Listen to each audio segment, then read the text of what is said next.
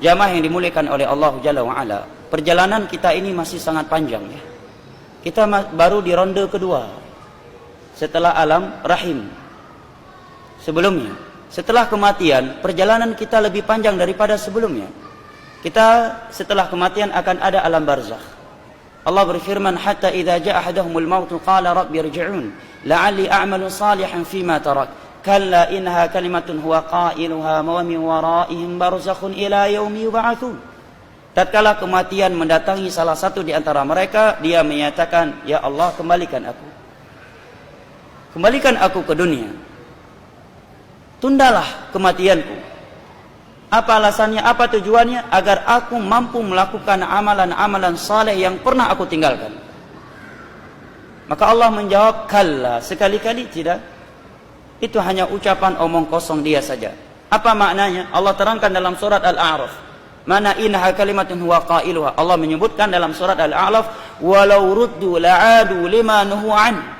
Manusia ini, andai kata dikembalikan lagi ke dunia ini, mereka akan kembali melakukan hal-hal yang telah dilarang oleh agama mereka.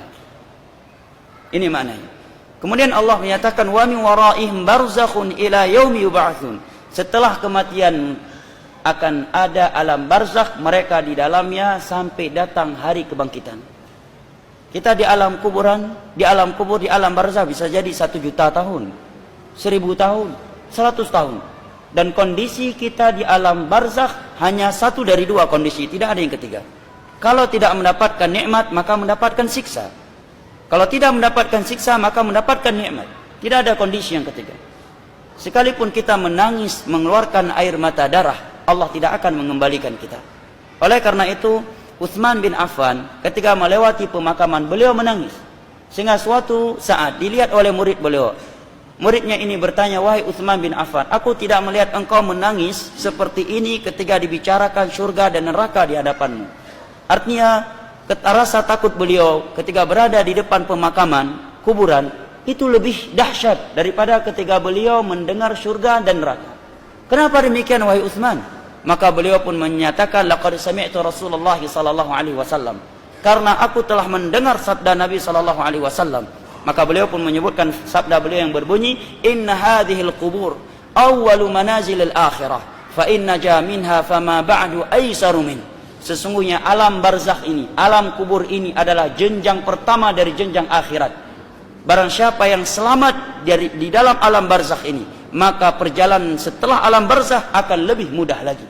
Artinya kalau di alam barzakh saja dia sudah dipersulitkan, maka perjalanan setelah alam barzakh akan lebih sulit lagi. Hadis ini diriwayatkan oleh Imam Muslim.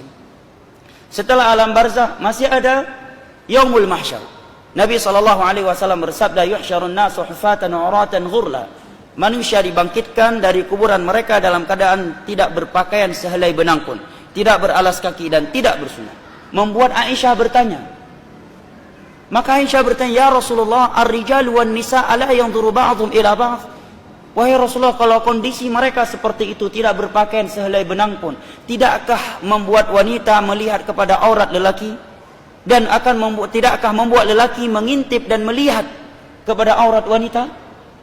Karena semuanya dikumpulkan dan tidak berpakaian sehelai benang pun. Karena di dunia ini tidak jangankan terbuka, yang tertutup aja ada yang ngintip. Maka Aisyah bertanya, wahai Rasulullah, kalau kondisi manusia di hari kiamat seperti itu, tidakkah akan membuat wanita melihat kepada lelaki dan kaum lelaki melihat kepada wanita? Apa jawabannya Rasulullah jamaah? Nabi menjawab, ya Aisyah, al-amru asyaddu min dhalik. Wahai Aisyah, hari kiamat itu hari yang sangat dahsyat. Mereka tidak lagi terpikirkan oleh mereka hal-hal yang seperti itu. Hadis riwayat Al-Imam Al-Bukhari dari Aisyah. Di dalam hadis Miqdad bin Al-Aswad yang diriwayatkan oleh Imam Muslim, Nabi menyebutkan tudna syamsu minan nas yaumal qiyamah qadral mil. Matahari di hari kiamat didekatkan dari manusia sejarak 1 mil. Makna 1 mil di sini dari ulama hadis ada 2. Yang pertama, mil, ukuran mil yang dimaklumi dalam ukuran tanah. Berapa jarak 1 mil? Dalam ukuran berapa 1 mil? Berapa ribu kilo? Setengah kilo. Baik, al-muhim 1 mil. Ada yang mengatakan 1 mil di sini adalah 1 mil jaraknya ketika seorang menggunakan celak. Artinya sangat dekat matahari darinya. Kemudian Nabi menyatakan manusia pada hari kiamat, ada sebagian mereka keringatnya sudah sampai di kedua mata kakinya. Ada yang keringatnya sudah sampai di kedua lututnya. Ada yang keringatnya sampai ke pinggangnya. Ada di antara mereka yuljimul araqu iljaman, sudah tenggelam dengan keringatnya karena banyaknya dosa yang dia lakukan ketika di dunia. Dan Allah menyebutkan pada hari kiamat, yauma yafirul mar'u min akhi wa ummihi wa abi wa sahibatihi wa bani likulli imri'in minhum yauma idzin syu'nu yughni. Setiap orang lari dari istrinya, lari dari anaknya, lari dari bapaknya, lari dari ibunya. Semua mereka tersibukkan dengan urusannya masing-masing. Bahkan Allah menyebutkan dalam surat Al-Ma'arij, yawaddul mujrimu law yaftadi min 'adzabi yaumi idzin bibani wa sahibatihi wa akhi wa fasilatihi allati tu'wi wa man fil ardi jami'an thumma yunji. Pada hari kiamat orang yang banyak melakukan dosa, dia berangan-angan kalau orang tuanya, anaknya, istrinya dan seluruh manusia bisa dia jadikan sebagai tebusan dia dari api neraka. Artinya kalau diberikan pilihan, kamu yang masuk neraka atau ibumu, dia akan memilih ibu saya saja, jangan saya. Karena dahsyatnya hari kiamat. Setelah padang mahsyar akan ada hisab, dan hisab itu ada dua. Yang pertama araf, pemaparan. Allah sebutkan dosa hamba tersebut, kemudian ketika dia sudah pesimis dari rahmat Allah, Allah menyatakan laqad sartatuha 'alaika fid dunya wa ana aghfiru lakal yauma. Di dunia aku telah aku tutupi dosa kamu ini, maka pada hari ini aku akan mengampuninya. Ini hanya pemaparan, tidak didiskusikan oleh Allah. Ini hisab yang disebut dengan araf. Hadisnya riwayat Imam Muslim. Yang kedua niqash. Hisab yang bentuknya niqash, diskusi dari Allah. Maka Nabi menyatakan man nuqisha fil hisab udzi. Barang siapa yang didiskusi oleh Allah terhadap dosa-dosa yang dia lakukan, maka pasti dia akan diadab setelah itu. Artinya kalau sempat Allah bertanya, kenapa kamu melakukan ini?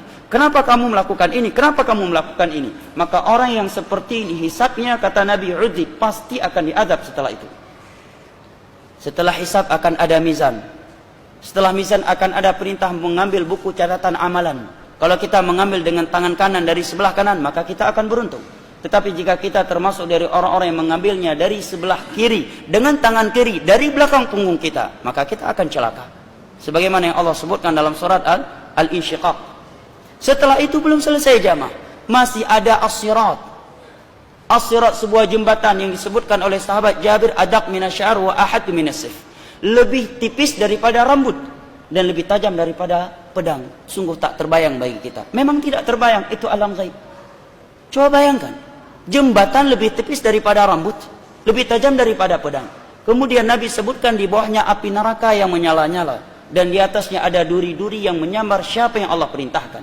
Sehingga Nabi menyebutkan di antara mereka ada yang melewatinya secepat kilat, ada yang secepat mata memandang, ada yang secepat kuda, ada yang secepat orang yang berlari, ada yang berjalan kemudian jatuh sehingga tersungkur ke dalam api neraka yang ada di bawahnya. Setelah itu barulah syurga dan neraka, jika kita tidak termasuk dari golongan yang Allah hentikan di qantarah setelah as-sirat. Apa itu qantarah? Tempat penegakan qisas. Qisas ditegakkan di saat itu. Hanya saja qisas di saat itu dibayar dengan pahala.